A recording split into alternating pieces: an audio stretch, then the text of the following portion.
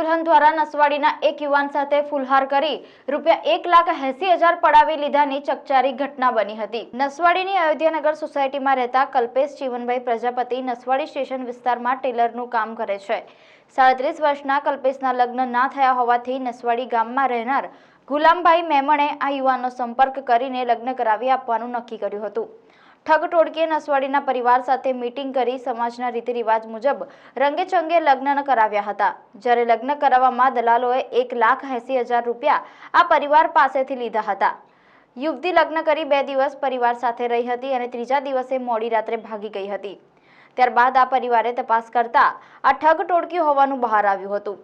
પરિવારે નસવાડી પોલીસ સ્ટેશનમાં ફરિયાદ નોંધાવતા નસવાડી પોલીસ સ્ટેશને ઠગ ટોળકી સામે ગુનો નોંધાયો હતો, જેમાં ગુલામ મેમણ અને પૂજા સુનિલ જાદવ આમ 2ની ધરપકડ કરી છે, જ્યારે એક રાહુલ જાદવ નામનો આરોપી ફરાર છે।